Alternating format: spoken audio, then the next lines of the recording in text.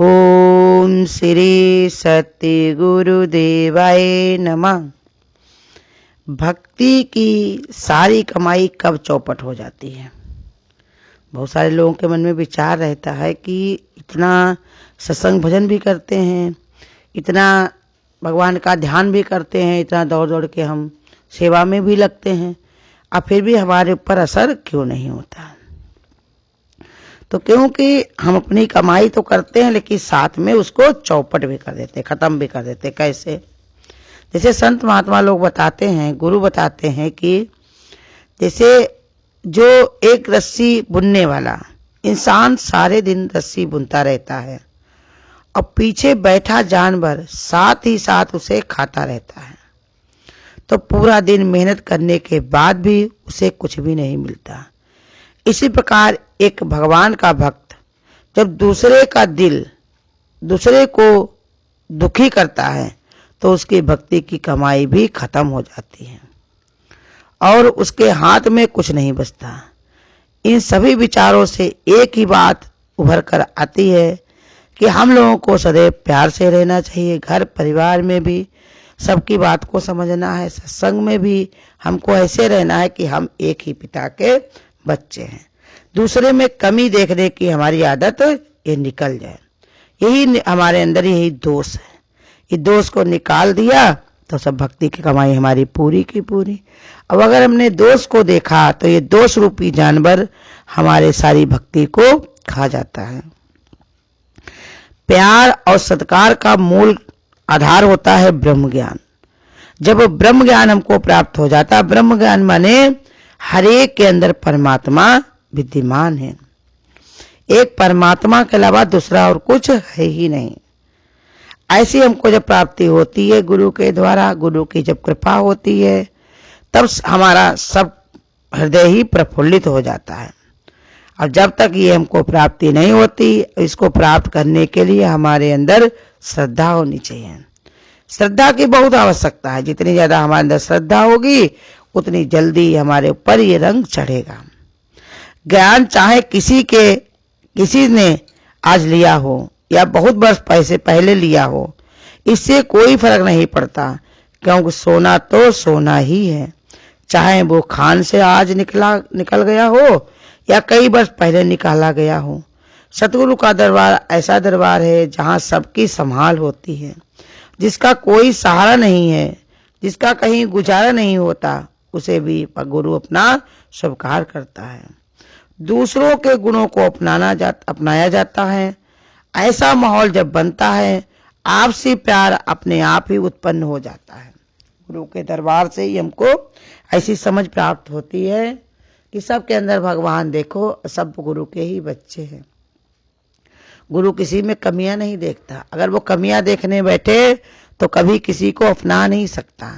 सबके अंदर ऐसे अवगुण भरे हुए हैं, इसलिए वो कमी नहीं देखता। वो क्या देखता है? इसकी श्रद्धा यहाँ तक लाई है, इसके अपने कल्याण की चिंता हुई है, इसे अपना उद्धार करना है, तो गुरु उसमें उसकी मदद कर देता है, सहायता करता है। कर्तव्य भी गुरु का यही है। सतगुरु संगत बनाता है और संगत गुरु को प्रकट करती है। संगत के किसी भी महापुरुष को हम साधारण व्यक्ति ना समझें। संगत में जो गुरु का सत्संग होता है, प्रत्येक महापुरुष ही सामने बैठे हुए हैं। जैसे भगवान जब लीला रचने के लिए धरती पर आते हैं तो कोई गोपी बना, कोई ग्वाल बना, कोई पेड़ बना, कोई गैया बना, कोई बछड़ा बना, कोई कुछ बना, लेकिन सब कौन थे? ऋषि मुनि ही थे ना। ऐसे सत्संग भजन में भी सब बैठे हुए हैं, तरह तरह से आए हुए, तरह तरह के घरों के स्वभाव संस्कार वाले, लेकिन हैं सब संत महात्मा ही। हमारी ऐसी दृष्टि बने कि किसी में हमको दोष ना दिखाई पड़े, किसी में कमी ना दिखाई पड़े, तो हमारी भक्ति की कमाई चौपट नहीं होगी, वो दिन पर दिन बढ़ेगी। क्योंकि यही गुरु कहते सबके अंदर परमात्मा विद्यांत है, विद्यमान है। ऐसे गुरु के वचन हमको रोज सिखाते हैं, बताते हैं कि हमको सभी में प्रेम करना है, सभी के अंदर परमात्मा को देखना है। साधारण व्यक्ति ना समझो उनको, सबको सत्कार करो। सतगुरु का प्रत्येक बच्चा चाहे सामाजिक तौर पर सामान्य हो, परंतु प्रभु के दरबार में उसकी शान बहुत ऊंची होती है। हमें सबसे पूर्ण नम्रता से पेश आना है। व्यक्तिगत रूप से प्रत्येक भगवान के भक्त को सतगुरु का आदेश उपदेश हर तरीके से समझना चाहिए। यही सबसे बड़ी कसौटी होती है। हम क्या करते हैं, उनमें विचार नहीं डालते हैं और हमारे अंदर एक कमियां आ जाती हैं। होशियारी हमारी ऐसी होनी चाहिए, कोई हमको एक शब्द बताए और उससे हम 1000 ज्ञान ले लें कि कैसे वो हमको समझा रहा, कैसे हमको बता रहा, कितनी हमारी वो भलाई कर रहा। यही हमारी कसौटी है। और हमेशा हमको आत्म विश्लेषण करते रहना चाहिए। जैसे बताया कि मुंह से खाया हुआ अन्न मल बनकर निकलता है, अब कान से खाया हुआ जो वचन होता है वो हमारी वाणी से निकलता है, और जो मेरी श्रद्धा से अंदर जाता है वो गुरु कहते मेरे रोम रोम में समा जाता है। ऐसे संत महात्मा हमारे जीवन में आते हैं तो वो रोम रोम मेरा पुलकित कर देते।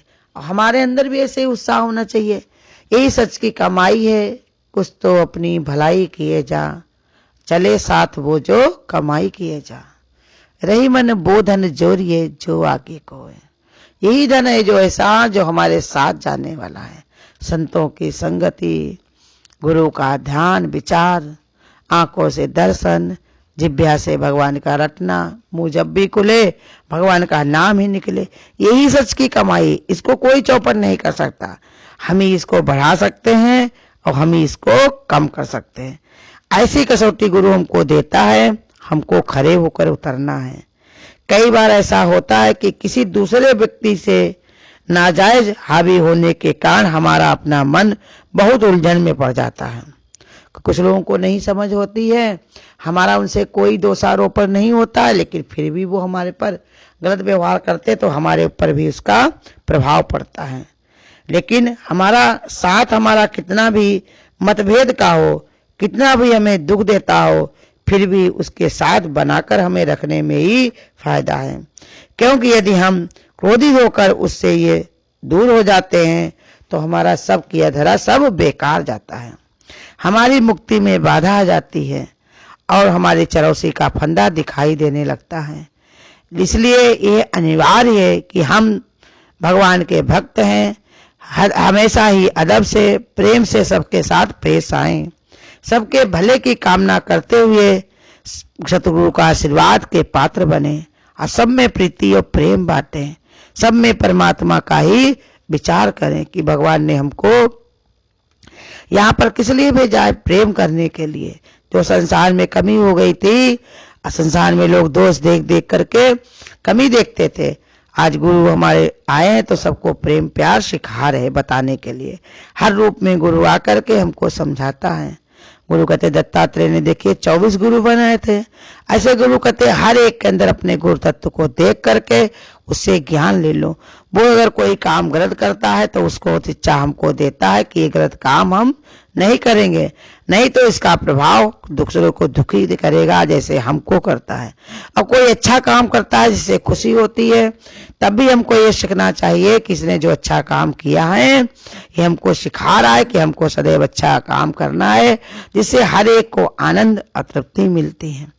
ऐसे हमको अपने गुरु का आदेश, गुरु की पहचान हमेशा जगह जगह पर फैलानी है।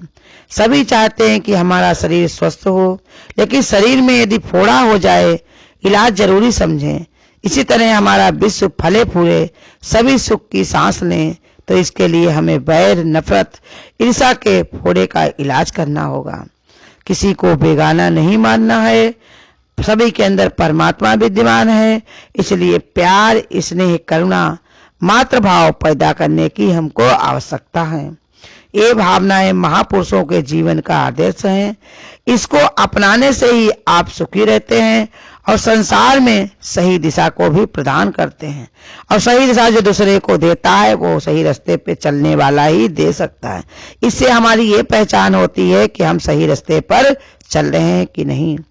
भक्ति के बिना ना तो व्यक्तिगत विकास संभव है और न सामाजिक कल्याण भी संभव है। संत महात्मा और जिन्होंने प्रभु से मिलाप हो जाता है वे प्रभु की प्रसन्नता के प्राप्त बनते हैं। अपनी आपसी प्यार रखने की मर्यादा को अपनाना ही मूल्य हमारा धर्म है। ये सतगुरु का प्रेम हमको मात्र ही समझाता है कि हमको ये भूलना नहीं है, कोई कैसी भी जाति का वर्ण का हो, लेकिन सबके अंदर परमात्मा विद्यमान है। घर में कोई औरत दाल या चावल बनाते समय एक ही दाना दबाकर उसके पक्के व कच्चे को ढूंढ लेती है। ऐसे हमारे एक ही अवगुण हमको बता देते हैं कि हम गुरु के प्यारे हैं या गुरु से न्यारे हैं। ऐसे हमको अपना विचार बनाना है। अब हमको अपनी भक्ति चौपट नहीं करनी है, हमको अपनी ऐसी कमाई कर लेनी है कि जिससे परमात्मा से मिलकर के हम एक हो जाएं। आज परमात्मा हम पर कितना बड़ा मेहरबान है। उसने मनुष्य का चौरा दिया, निष्कामी गुरु का साथ दिया, संत महात्माओं की संगति दी और हमारे अंदर ये उद्गार भर दिया कि हम अपना कल्याण करें। ऐसा विचार हम अपने अंदर पैदा करें, क्योंकि इसी के लिए हम संसार में आए हुए हैं। इसीलिए हमने मनुष्य का चोला लिया हुआ है कि हम अपना कल्याण करें और साथ में सभी का कल्याण भी करें। जो हमारे साथ जुड़ जाए सभी मुक्त हो, सबके अंदर एक परमात्मा की प्रीति प्यार पैदा हो। ऐसा हमको रोज आह्वान करना, हर घड़ी यही विचार करना है कि सबका कल्याण हो, सबका उद्धार हो। सब भगवान के भक्त हैं, सबको भगवान का साथ मिले। हरिओम।